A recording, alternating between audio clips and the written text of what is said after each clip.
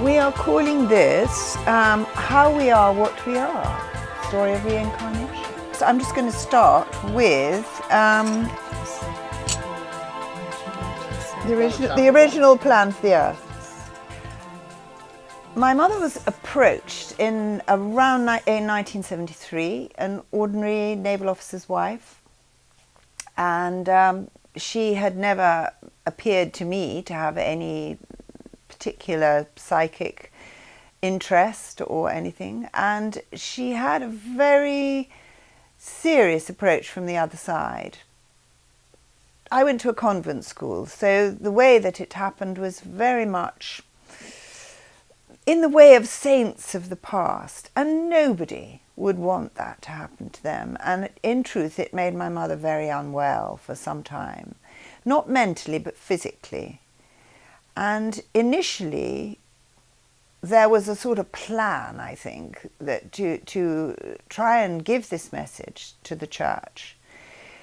You know, I've often thought to myself, you know, what's happened to God and Jesus and all the rest of it? You know, we don't seem to have any message from anyone. Is there a God? Is there anything out there? And we seem to sort of just blunder along, having wars and various things. And my mother found that after this attack, if you like, she was able to take stuff down from the other side. Anyway, I spoke to her a lot about it when she was alive. And after that, you know, I'd not really thought much about it. Well, I have thought a lot about it because I've written stuff myself and I seem to have a similar ability to her, but thank God, no visitations.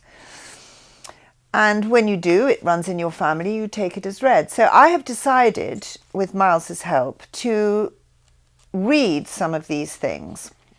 And hopefully, eventually, I might be able to put it into a series of books. It covers everything. It's a story within a story.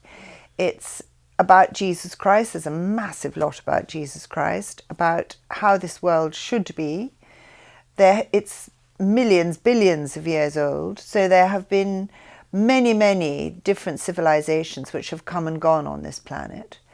And it's how we also stand on the brink of going forward as a totally modern, humane nation, world, civilizations, or destroying ourselves in a whole manner of ways. Initially, my mother was supposed to be receiving stuff from Jesus Christ. So there's an awful lot in some of it of almighty gods and stuff. And then eventually people came forward and said, well, really, this is not to do with religion at all. This is a totally a-religious message. It is to do with giving human beings proper knowledge about birth, about health, about how we're created, birth and death, basically, what life is like on the other side, how killing yourself when your life gets a little bit difficult is not the answer, how family clans are very important, how we're all reincarnated over and over and over, and how humanity is created in itself. There is masses about the earth, how the earth works. There's a load of dictations about how to go forward and make a very simple water-based engine, which could at first be fixed into our terrible old cars that we have now, which works by the separation of water. And you only need a minute amount of water. And the power is created by using contra-rotating gyroscopes. Anyway, I'll come to all that later. So I've selected to start off with a few of these little dictations about the original plan for planet Earth. So I'll start reading. So the original plan for the Earth.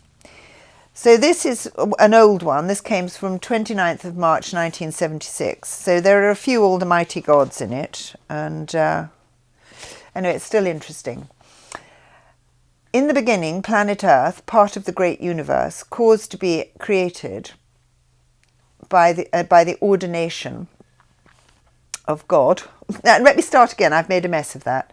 In the beginning, planet Earth, part of the great universe, caused to be and created by God's ordination, a rock hurled and buffeted by the winds and pressure set to beat upon it, the volcanic eruptions within it, and all the other ways in which God carefully builds a planet from a boulder, for that is the basic structure of a planet.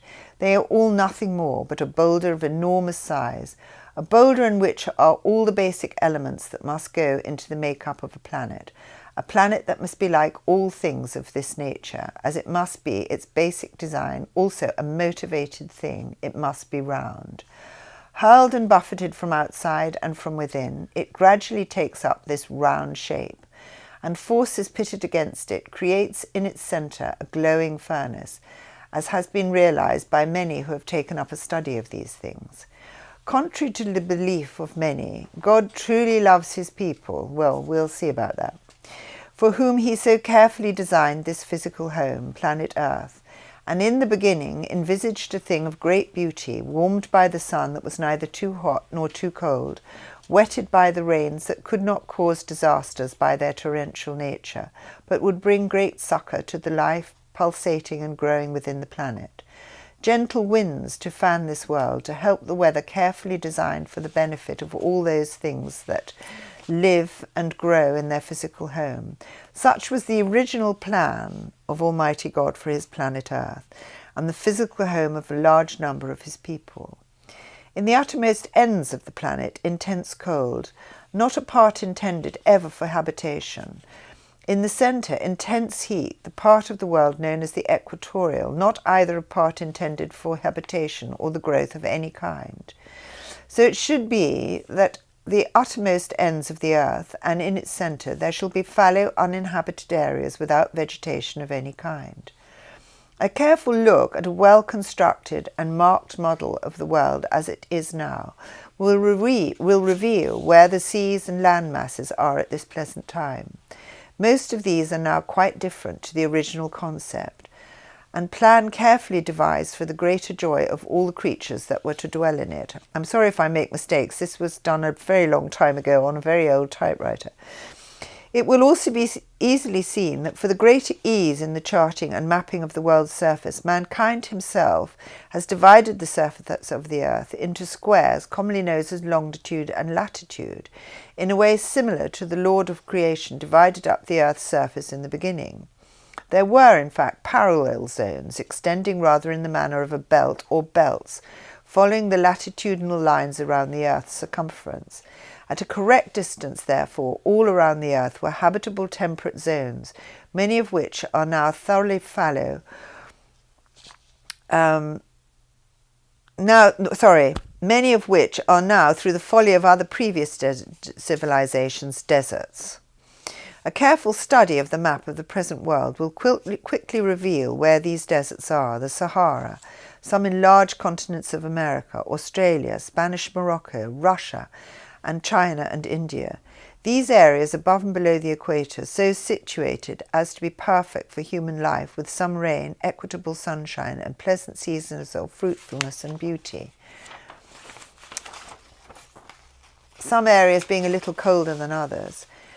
There was a choice which anyone could make for himself as to whether he would wish to live with his family in the hotter parts, which still were not of the unbearable heat that some parts of the world are today, having fresh winds, rain, and vegetation to cool them, the cooler parts being similar, yet not of a coldness which was as unbearable as is now some of the world's surfaces, uninhabited by mankind.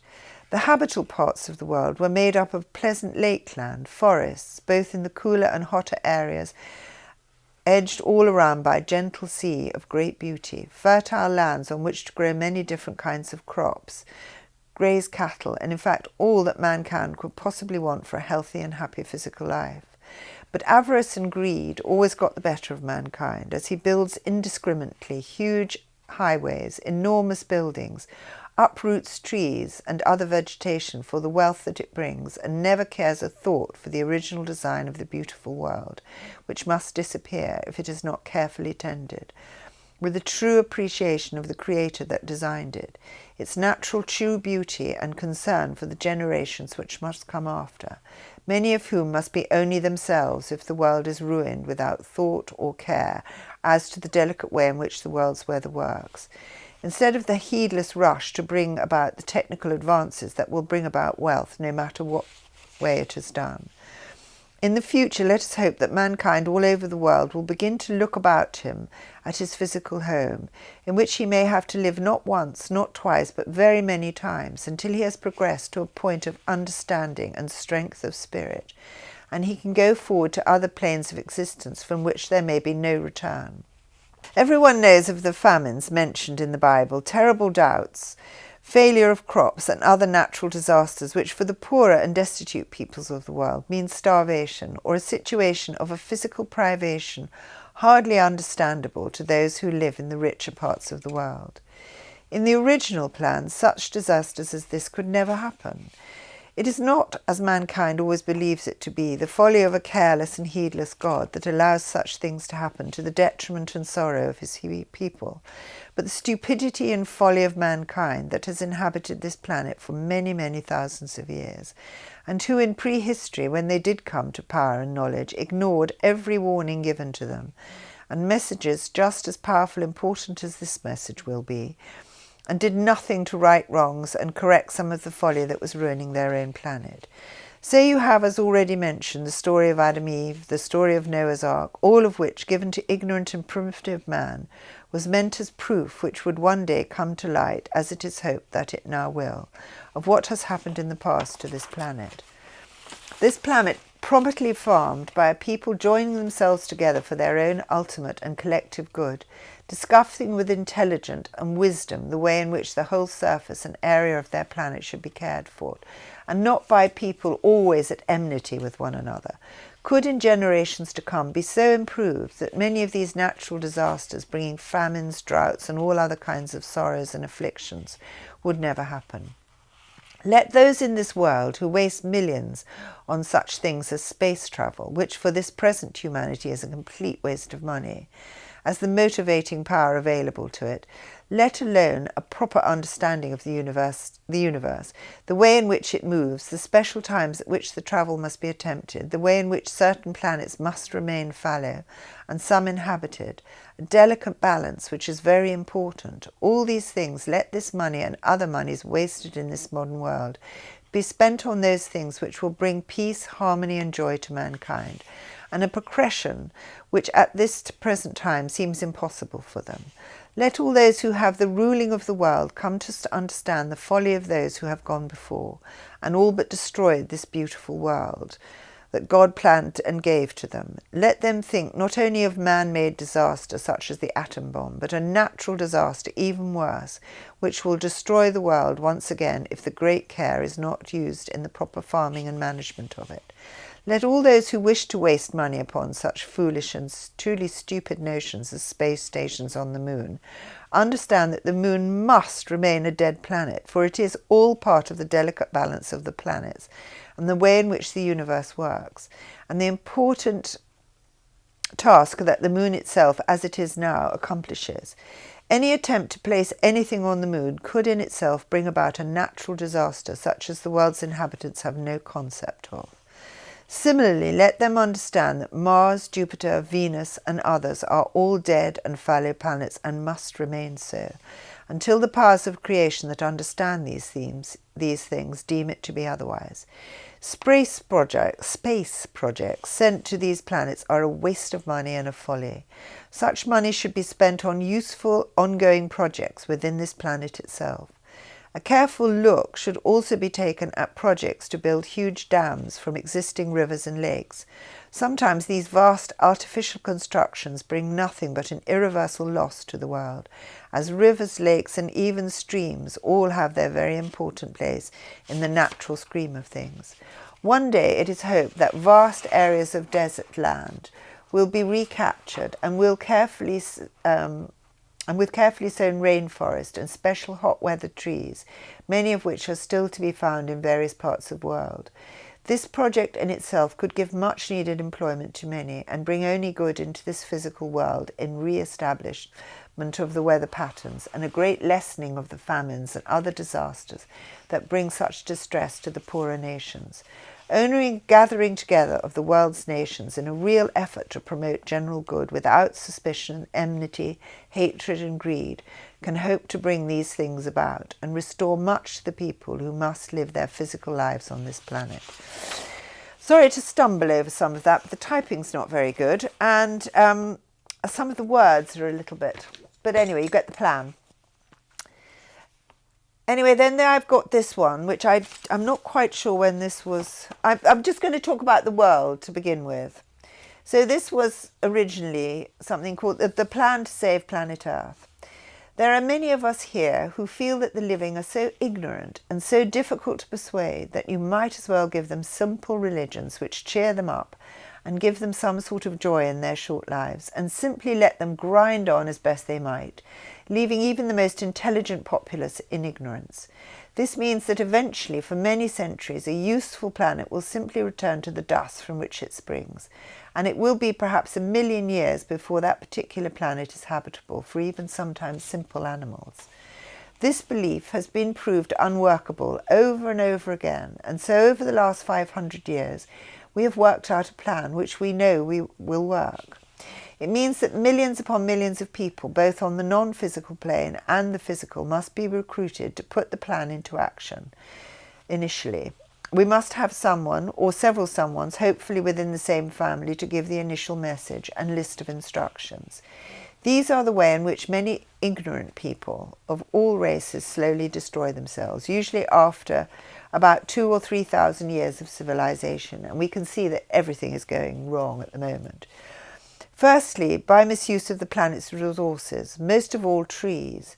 Nobody really understands how a planet really works, and all physical planets, similar to yours, are just exactly the same at the top and the bottom of this rather pear-shaped planet, are the polar regions. These can shift over a period of 1 million years or less and cause untold havoc, and this has quite obviously happened in your planet before, possibly some 20 or 30,000 years ago. The equator, or centre of the planet, or tropical regions, ought to be fallow, but are not. They ought to be unpopulated and covered by a sort of swampy, misty area where no man or beast goes. Previous generations have quickly discovered that they will grow 3 or 4 or even 4 or 5 crops 3 or even 4 crops a year, and dense growths of all kinds, and exploited this fact. And in fact, although we have actually only discovered in the equatorial area where we have the rainforest, only about 5%, there are loads of buildings there, and these are obviously what's left by the people who did this very thing. In between these two extremes of the Earth's surface are the temperate regions, where humanity of all races should live. There should be no one living at all in the Arctic regions, but as it is well known, there are a few Eskimos and others who have managed to adapt themselves in this Spartan type of lifestyle. It could never be really idyllic, no matter who lives there. The world's weather is created not only by all manner of electrical forces which move in a circular way around the Earth's surface, as do the world's winds and air currents, but by the vegetation, most especially trees of all sorts and kinds that grow and help to assimilate and construe the rain in all regions. This last is of great importance. How many intelligent people all over your world in many different countries know and understand this fact, and are seriously distressed at the way in which many ignorant people all over the world in many primitive countries are tearing up trees at enormous speed and in destroying tropical rainforests and tree-filled wooded areas of all sorts. This is and must be changing the world's weather constantly, and will in so very many years begin to have a disastrous effect on the safety and security of the world's populations everywhere. And in fact, I remember that from when I was living in Malaya, and the number of log lorries that were coming down, and apparently I wouldn't even recognise it now. There's so little of the forest left. I think teak, isn't it? Teak and mahogany have completely been destroyed. This was most likely one reason why this world's population must have been swept away after the last civilization failed, and be the origin of the famous legend in the Bible about Noah's Ark. Only those who could find boats could save themselves. On another dimension, ignorance of all kinds, a complete misunderstanding of how humanity is created, and why it is important to keep the racial structure of humanity as nearly perfect as possible. Reincarnation. Very few people even believe in this very important fact, let alone understand just exactly how it works. If people are created in a trice with one birth, backed by some all-powerful God or creator, who after their deaths calls them back to live with him forever in some sort of heaven or divine paradise, then it really doesn't matter if the planet should fail, as the living here at this moment will never need it again. And it doesn't matter if people are white, brown or green, as long as they are content and have enough to eat during their one short lifetime and enjoy themselves as much as possible. This is the basic belief of most religious people, that all races are equal, anyone can become intelligent with education, and colour is unimportant. All the living are going off after their lifetime to a sort of paradise. This is nonsense. Always one gets back to God or a divine creator. This is a totally unworkable idea, and there can never be, will never be, any way that one can answer all questions. Millions, billions of people, and they are all people of all sorts, must work to keep a living planet working, to bring new people of great intelligence into the world, to improve it as much as possible as the centuries pass, until you have a modern planet which could, as everyone knows, destroy itself both chemically, biologically and anatomically in a trice at any one moment. This is the dire situation that it is in now. This always happens. Once scientists begin to come to understand the construction of the basic atom and the other important, very complicated knowledge, computers, etc., impossible even 100 years ago. To create an intelligent person of any colour takes several million years, from the basic amoeba, which always grows in the initial green slime or algae, which is the very beginning of a living planet. All these divide, subdivide, and slowly become creatures of one sort or another. Creatures evolve, and without help it will be many millions of years before you have a very basic little creature, all of which will in the course of time become humanity, all of its many and varied types. Walt Disney, of recent fame, realized that humanity resembled so many different sorts of animals, gave them human voices and characteristics, and found that the films did not work unless he found a human actor to speak the lines who in many cases bore some of the sort of likeness to the animal character in the film. Everyone knows that there are long-faced creatures of all sorts, round-faced dogs, cats, even horses and ponies. And it is through all these types of animals that humanity is created in an extremely complicated way. And why it is that all human beings who may have lived very ordinary, calm, peaceful, safe lives know very well what it would be like to be chased by a predator. Let it be understood that nature or creation is a fearsome, ruthless organization, and it does not see the sparrow fall, who will without doubt be born again within possibly a few days of its last death. All creatures, most especially birds, insects, dogs, cats, horses, pigs, cows, etc., are reincarnated constantly over and over again millions of times before they move up into the monkey or ape type of creature, which is the foundation of all sorts and types of humanity. Unpalatable as people in Darwin's time found this fact, all creatures bear relation to each other, having 4 basic limbs, 2 eyes, 2 hands, feet, ears, etc., some being more naturally hairy than others. The whole is too complicated to explain in one very short paragraph, but in the end you have simple humanities which must be and always are coloured black, brown and yellow and a few reddish brown, but always in the end you must have a world dominated and ruled by the white man, who must be vigilant, equipped with the complete knowledge and entire understanding of what he is doing, and why it is that he must do it.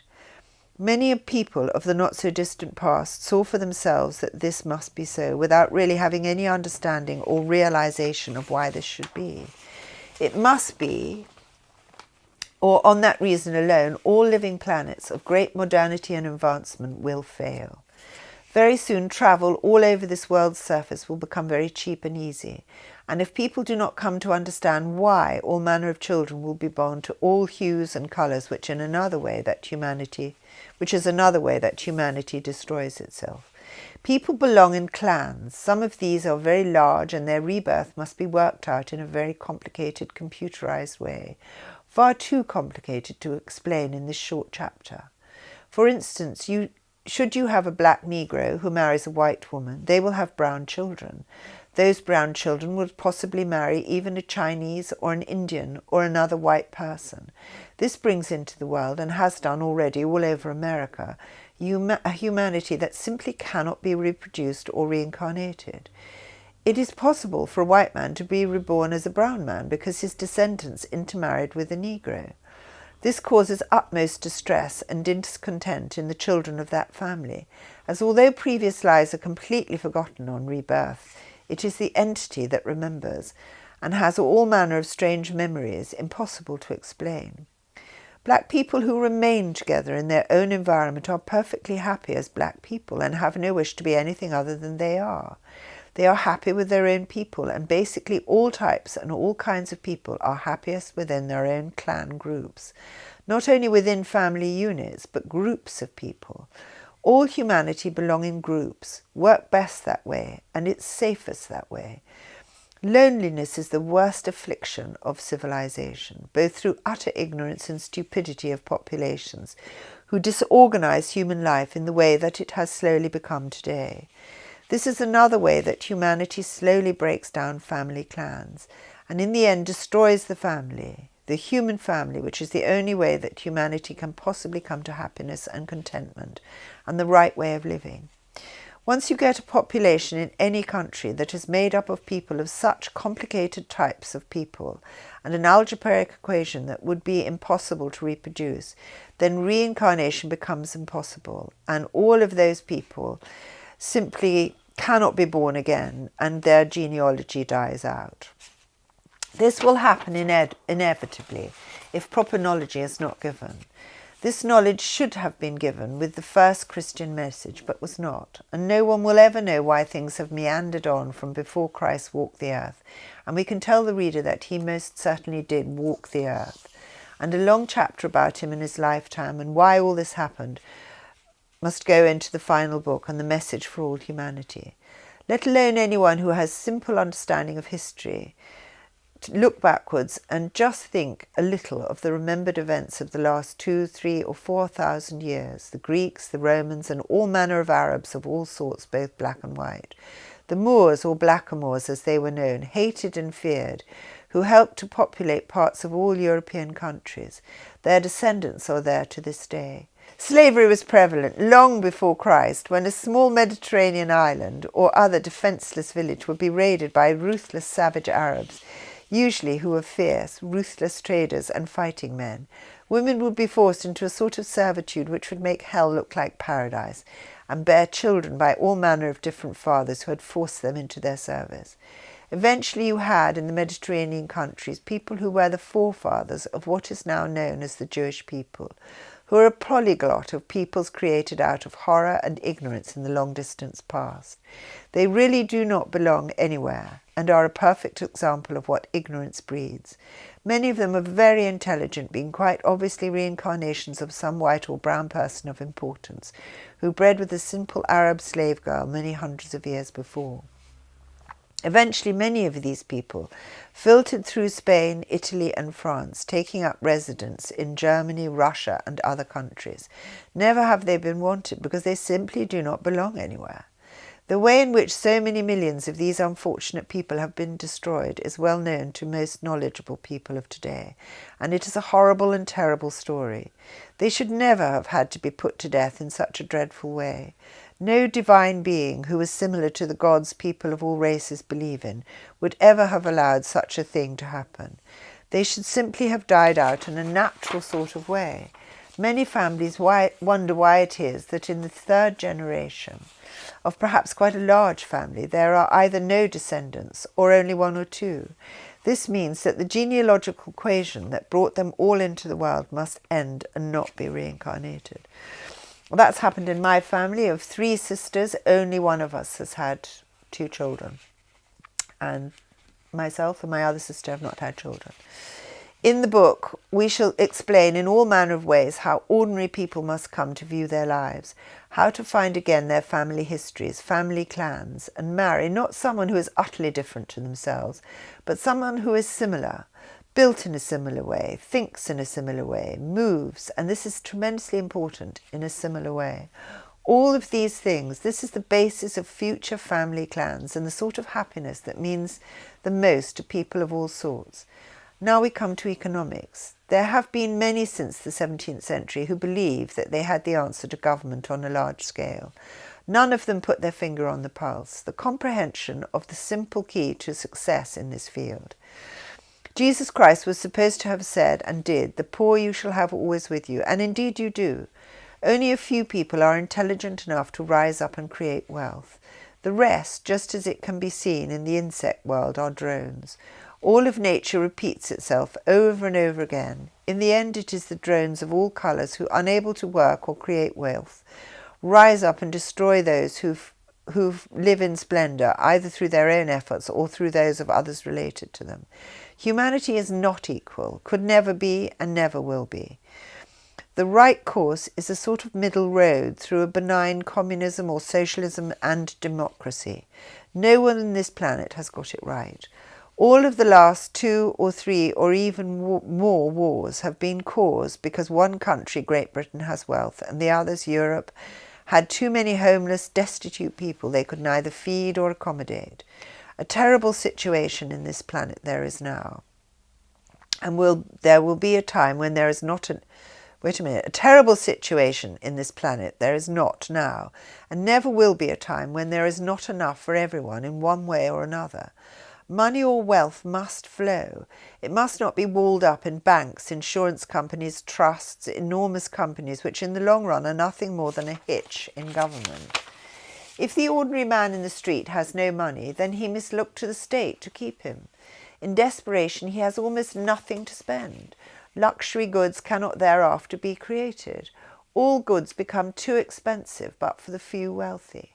Unemployment results. We have a plan which will and must be put into practice. It will work. Military power. How are you going to keep the peace without it? Gone are the days of large numbers of young men in impossibly hot and smart uniforms, kept in horrible isolation in places like Africa and India to keep an eye on the brown or black natives. But those of us who have access to other histories of other planets know that it is not the Russians who pose a threat to the safety of the planet, but hordes upon hordes of black, brown and yellow men. They are more likely in their ignorance to destroy the planet than the white man of whatever race he may be. Russia keeps an enormous army. Large numbers of rootless, unemployed, unemployable teenagers roam the streets of all European cities. What is to be done? A very great deal. When our plan takes their place, there will not be enough people to go round. Armies will have to be stationed in all black, brown and Arab countries, and a gradual plan will have to be put into effect in the next 100 or 200 years, until none of these countries is any longer a threat to the rest of the world. Their numbers will have to be reduced in all manners of drastic ways. They dominate the world's population by 3 to 1 at the present time. We have a plan for this. Hospitals will have to be built using black labour, trees planted in hot places where only the black man can work, and above all the world made a far more beautiful place to live in. Armies have a very great part to play in a peaceful, beautiful world. It's not for nothing that the armies of the past had beautiful parades, wonderful uniforms, marvellous spectaculars of all sorts, lovely horses braided and groomed to perfection. People of all races love and adore these sort of sights. Royal families have almost all disappeared. They must return. Their task is to help keep the peace between nations, take part in public demonstrations of all sorts, visit other nations, and in their very being give joy to their people. A most difficult task, and one which only a few very specially chosen people can ever perform properly. Power and resources. The basis of this is water, the separation of water, hydrogen and oxygen, and the generation of electricity via the gyroscope wheel, which is the basis of the new modern round engine. This is the source which Norman Whittle so very nearly discovered, and had he done so, the aircraft of today would have been far safer than they are. All planets are a sort of programmed spacecraft which, rotating in a special way, bearing relation to its circumference, size, weight, height, diameter, creates its own electricity and has its own gravitational pull. Scientists of today have the means at last to work out all these things for themselves, and with a little guidance from the writer under our instruction, can easily create these things for themselves. A computerized, programmed electronic spacecraft, free of the Earth's gravitational pull, based on the gyroscope wheel. This planet has a twin planet, which is far superior in many ways to this, its inferior sister. And all planets that are living planets are similar. Sometimes they go in a series of 3, but it is not until the true source of power, the real types of space vehicles, are created that it becomes possible not only to see these planets, which only become visible but during 1 or 2 months in every 3 years. Very detailed information about this will be given, but not in the book. We believe, and histories of planets are not kept once the civilization collapses altogether, and this planet has been most seriously interfered with by its sister planet many centuries ago. The knowledge that we have is frightening and could never be revealed to ordinary people. For this reason and many, many others, experiments which the writer can give to the best engineers in England, such as the Rolls-Royce Company and others in America, must begin without delay. Within a few months they will be able to construct the first radio-controlled models which will rise up and down. The Harrier jump jet, constructed in a slightly different way, is perhaps the beginning. The first craft, which is the nearest to the first craft that can rise up and hover. The helicopter, with its flimsy rotor, is a ridiculous craft in our opinion, and if the rotors were constructed in a different way and housed within the craft, then its engineers would be on the right track. UFOs are a fact, and much real evidence is suppressed, most especially in America, where people in government feel that such knowledge would frighten ordinary people. And it most certainly would. Russia is most certainly a threat by sheer weight of numbers, but they can see that black and brown countries will one day have to be ruled by the white man, and they are already making complicated and secret plans to do just this. There is only one course that the West can set, and that is to join them in this enterprise. All black and brown people must return to their countries of origin. I don't see how that's going to happen. If the biological and algebraic equations that create this world's humanity is not to be utterly ruined. Even so, America is in a terrible position. Many, many of their black and brown peoples will have to be the way it's put is very bad.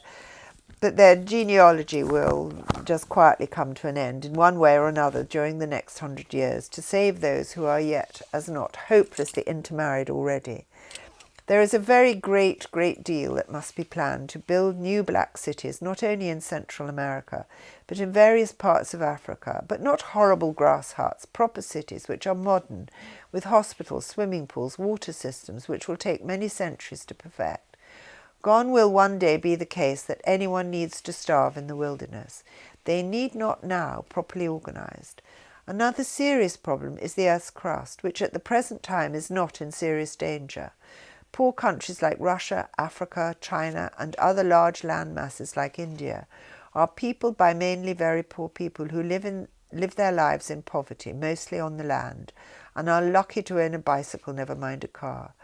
Should all these countries begin to drive around in cars like the wealthier nations of the West, and build the enormous roads which are now being built everywhere in Europe, England and America, and other countries in the West, not to mention large, high-rise, many-storied buildings which are being built everywhere, then all manner of strange rumblings will begin to be felt, which could, if not checked very quickly, rip open the delicate fabric of the planet altogether.